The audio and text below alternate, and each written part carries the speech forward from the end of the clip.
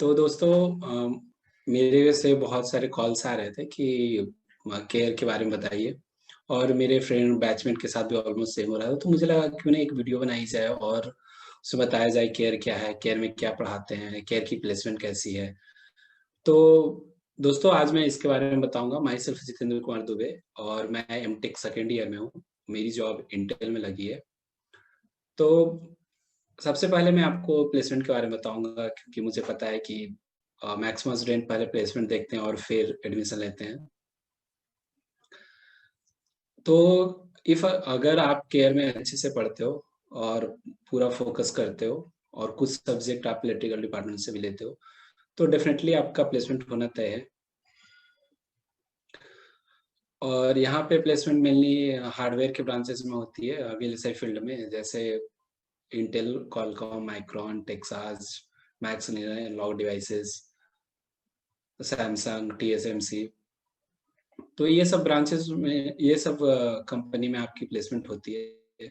तो अगर आप इस ब्रांच में लेते हो और आप एमटेक के लिए सीरियस हो, तो आपका प्लेसमेंट ऑलमोस्ट तय है। मेरे पास डेटा 3 साल का है, जिसमें ऑलमोस्ट 100% प्लेसमेंट है और सभी अच्छी अच्छी कंपनी में प्लेस हुए हैं यहाँ के स्टूडेंट। तो ये रहा प्लेसमेंट का। अब मैं ये बताता हूँ कि केयर क्या है। तो CARE stands for centre for applied research in electronics. और CARE radio frequency design technology में टेक करवाता है, जिसके अंदर 3 सब ब्रांचेस हैं: माइक्रो इलेक्ट्रॉनिक्स, माइक्रोवेव और सिग्नल प्रोसेसिंग। मैं माइक्रो इलेक्ट्रॉनिक्स से हूँ।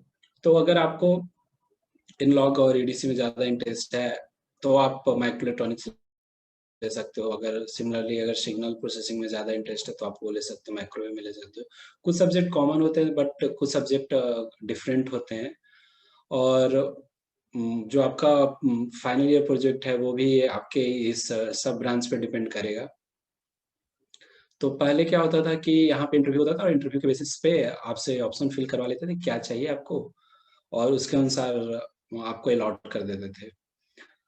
But last year due to कोविड-19 कोई भी इंटरव्यू नहीं हुआ और उन्होंने आरएफडीटी के अंदर सेलेक्ट कर लिया बच्चों को और फिर प्रेफरेंस भरवा लिया और गेट स्कोर के बेसिस पे वो आपको अलॉट कर दिए।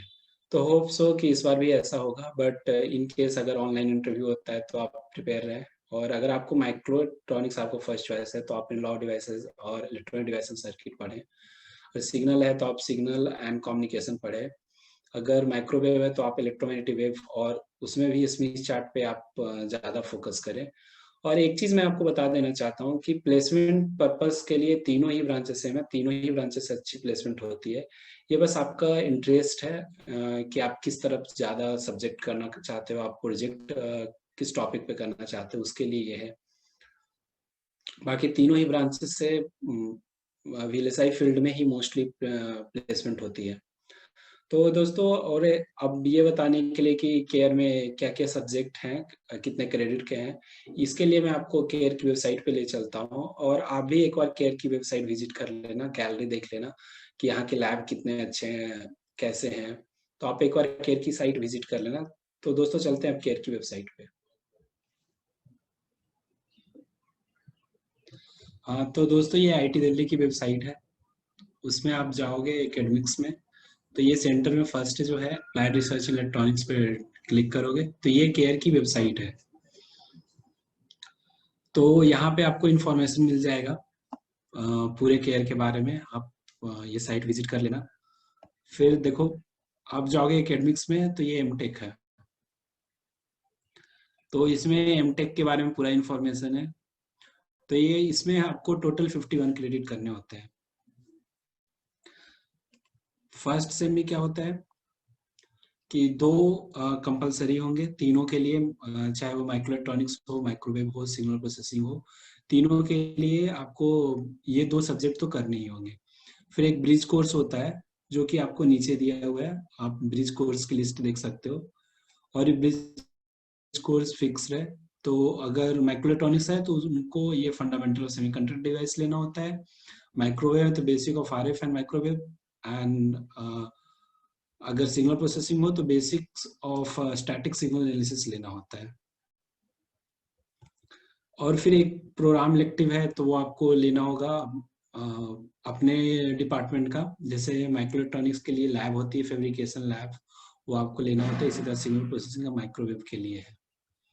और ये जो 2 कंपलसरी है, उसमें एक RF and microwave measurement lab है। तो इसमें 10 एक्सपेरिमेंट होते हैं और ऐसे 3 और 4 एक्सपेरिमेंट एक सब ब्रांच से होते हैं। इस टाइप से 3 होते हैं। ठीक है। इसके अलावा आपको एक और प्रोग्राम इलेक्टिव लेना है, जो कि इलेक्ट्रिकल डिपार्टमेंट से लेना है।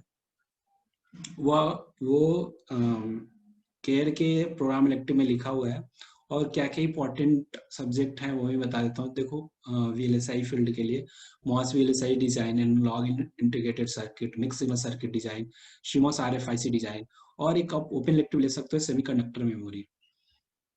तो इस तरह से अगर आप ये सारे सब्जेक्ट अच्छे से पढ़ते हो और आप लेते हो तो आपका प्लेसमेंट होना तय है। अब आपको मैं बताता हूँ, सेकेंड सेमेस्टर में भी इसी तरह 2 आपको कॉमन है, architecture algorithm for DSP system and RF and microwave measurement. फिर आपको एक प्रोग्राम इलेक्टिव लेने होंगे अपने डिपार्टमेंट के, फिर एक माइनर प्रोजेक्ट होगा। और उसके अलावा भी आप प्रोग्राम इलेक्टिव एक लोगे जो कि इलेक्ट्रिकल डिपार्टमेंट का होगा। और थर्ड सेम में फिर से आपका मेजर प्रोजेक्ट आ जाएगा और 2 प्रोग्राम इलेक्टिव होता है। तो ये आप कुछ भी ले सकते हो। और फाइनल सेम में या तो आप मेजर प्रोजेक्ट ले लो 12 क्रेडिट का, नहीं तो आप 6 क्रेडिट का मेजर प्रोजेक्ट लो और 2 सब्जेक्ट करो। तो ये प्रोग्राम इलेक्टिव की लिस्ट है जिसमें आप कुछ भी सिलेक्ट कर सकते हो। मैंने VLSI के लिए कौन कौन सी इंपॉर्टेंट है वो मैंने बता दिया आपको ऑलरेडी। तो आप गो थ्रू हो जाना। अगर आपको ज़्यादा इंटरेस्ट होगा कम्युनिकेशन में तो आप कम्युनिकेशन के भी सब्जेक्ट इससे ले सकते हो। अगर RF में ज़्यादा है तो आप RF में ज़्यादा ले सकते हो। तो इस तरह से मैंने बता दिया कि कितना डाइवर्स ब्रांच है ये। और यहाँ पे आराम से प्रोग्राम इलेक्टिव में सारे जो इम्पोर्टेंट सब्जेक्ट्स हैं वो हैं, तो आप करते हो तो आपका डेफिनेटली प्लेसमेंट होता है।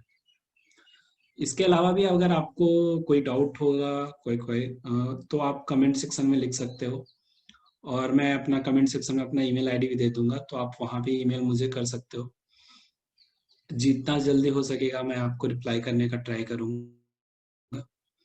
और अगर आपको किसी और ब्रांच से रिलेटेड इन्फॉर्मेशन चाहिए तो अगर या वीडियो चाहिए तो आप कमेंट सेक्शन में लिखो। ट्राई करूंगा कि मैं उससे भी, दूसरे ब्रांच से भी रिलेटेड वीडियो बना दूं, क्योंकि मेरे फ्रेंड्स दूसरे ब्रांचेज में भी हैं। तो दोस्तों, इसी के साथ इस वीडियो से साइन ऑफ करते हैं और मिलते हैं IIT दिल्ली और इंटेल में। Best of luck guys.